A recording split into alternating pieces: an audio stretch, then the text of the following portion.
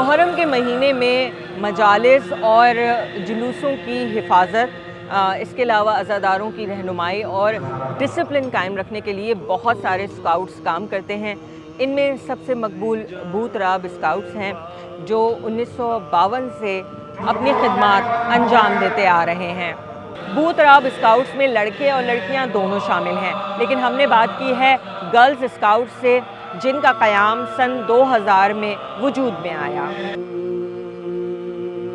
हम पूरी उनकी बॉडी चेक करते हैं, उनके बैग्स चेक करते हैं और फिर उनको अंदर भेजते हैं। हंगामी सूरत हाल में जो है हम फ़र्स्ट एड वगैरह भी देते हैं। आशूर वाले दिन मोस्टली ये देखने में आता है कि गर्मी ही होती है और उसकी वजह से बहुत से ऐसे लोग होते हैं जिनका बीपी अक्सर लो हो जाता है या अचानक से उन्हें चक्कर आना शुरू हो जाते हैं, जिनको मैनेज करना आम लोग समझते हैं कि उसको बहुत मुश्किल है, लेकिन बाय ट्रेनिंग जो है आपको समझ में आता है कि ये चीज़ें इतनी ज़्यादा मुश्किल नहीं है, उसको आप इजीली हैंडल कर सकते हैं अगर आप उसकी परफेक्ट नॉलेज रखते हो तो।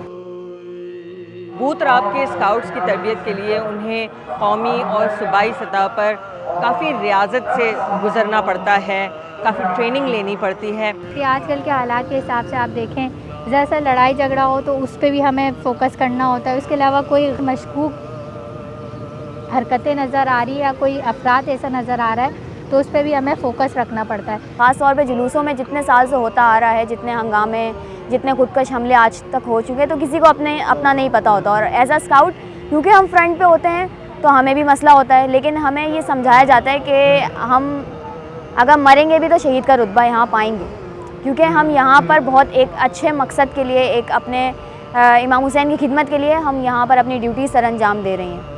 औरतें थोड़ा हिचकिचाती हैं जैसे अपने बैग्स दिखाने में, लाइक उनका कीमती सामान हो तो ऐसा ना हो कि वो निकल जाए, लेकिन फिर हम उनको जाते हुए भी हिफाजती तौर पर उनको यही कहते हुए कि आप अपने सामान की हिफाजत खुद करें।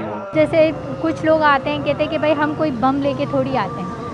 उनका कहना ये कि हम क्यों आप लोगों को पता नहीं चलता शक्ल से। अब शक्ल पे तो किसी के लिखा नहीं होता ना, कुछ भी हो सकता है।